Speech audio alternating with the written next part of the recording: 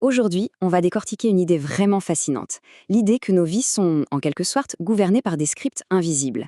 Des croyances profondes qui, sans même qu'on s'en aperçoive, dictent nos émotions, nos décisions et au final, toute notre réalité.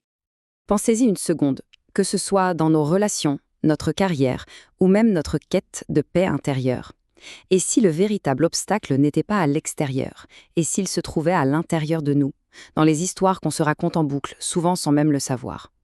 En fait, le mécanisme est assez simple, mais redoutablement efficace. Tout part d'une croyance. Cette croyance, elle agit comme une paire de lunettes. Elle filtre notre perception du monde. Cette perception, à son tour, va générer une émotion. Et c'est cette émotion qui nous pousse à agir, à prendre une décision. C'est une véritable chaîne de cause à effet, un vrai domino. Mais pourquoi est-ce que ces croyances sont si tenaces? Eh bien parce que notre cerveau, il est programmé pour être efficace. Un peu paresseux même. Il adore les automatismes pour économiser de l'énergie. Le problème, c'est que ces raccourcis mentaux ne sont pas toujours alignés avec ce qui est vrai.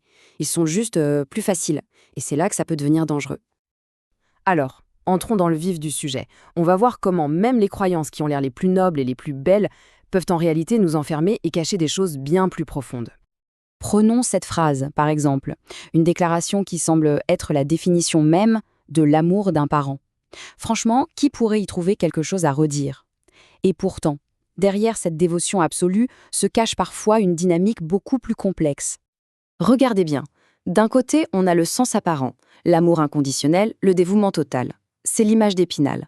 Mais de l'autre, il y a un risque caché, que cette croyance serve en fait à masquer un vide intérieur et à créer une dépendance. L'identité de la personne finit par fusionner complètement avec son rôle de parent.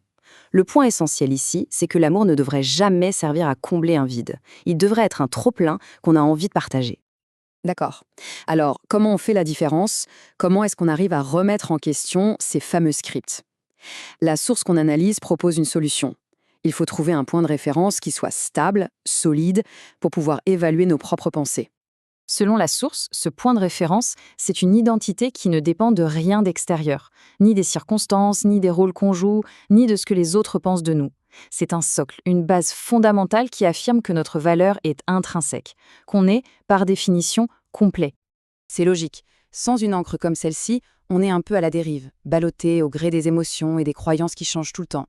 Mais, avec une identité solide, on a comme une boussole intérieure, un or qui permet de se poser la question essentielle. Est-ce que cette croyance est vraiment en accord avec qui je suis au plus profond de moi? Parlons maintenant d'un domaine qui est particulièrement touché par nos fausses croyances, l'amour et les relations. C'est un sujet universel. Alors ça, c'est une idée que notre culture nous sert à toutes les sauces depuis des décennies. Dans les films, dans les chansons, partout, l'amour est souvent présenté comme une sorte de besoin vital, une dépendance passionnée. Mais est-ce que c'est vraiment ça l'amour? Et là, la distinction qui est faite est radicale et elle fait réfléchir. La dépendance, ça viendrait d'un manque, d'un vide qu'on cherche à combler. Alors que l'amour, le véritable amour, ça viendrait au contraire d'une plénitude, d'un bonheur intérieur qu'on a envie de partager avec quelqu'un d'autre. Les différences sont flagrantes, c'est le jour et la nuit. L'amour véritable, ça libère, ça respecte l'autre, son autonomie. C'est une union entre deux êtres qui sont déjà complets. À l'opposé, la dépendance, elle, cherche à posséder, à contrôler. C'est une fusion qui est souvent nourrie par la peur de l'abandon. Ce concept de liberté est vraiment au cœur du message. Un amour authentique ne crée pas de chaînes, bien au contraire, il les brise. Il nous rend libres parce qu'il est fondé sur une sécurité intérieure qui n'a pas besoin de contrôler l'autre pour se sentir exister. Bon, maintenant qu'on a posé les bases, passons à une phase un peu plus pratique. Comment est-ce qu'on fait pour identifier ces scripts qui nous limitent dans notre quotidien? En voilà quelques-unes parmi les plus répandues. Je suis ce que je fais. Ça veut dire que notre valeur dépend de nos succès ou de nos échecs. Les autres sont responsables de mon bonheur. Ça, c'est la porte ouverte aux relations toxiques. C'est intéressant de prendre un moment pour voir si l'une de ces phrases résonne un peu plus que les autres.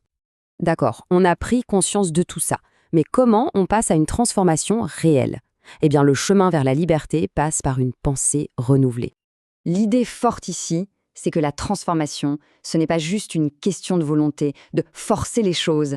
C'est avant tout de renouveler notre système de pensée. C'est en changeant nos croyances à la racine que notre vie peut vraiment changer. Ça, c'est peut-être le point le plus important à retenir. Nos émotions ne sont pas nos maîtres. On peut les voir plutôt comme des messagers, des signaux d'alarme qui nous renseignent sur les croyances qui sont actives en nous. Si une émotion est négative, on peut remonter le fil et se demander « Ok, quelle est la croyance qui a généré ça ?»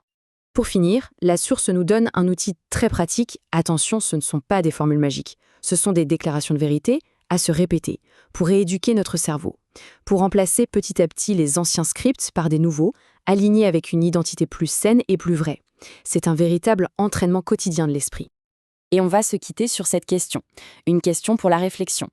S'il n'y avait qu'un seul script à réécrire dans notre tête, un seul logiciel mental à mettre à jour pour que tout change, lequel ce serait ? Rien que le fait de l'identifier, c'est déjà faire le premier pas vers une liberté beaucoup plus authentique.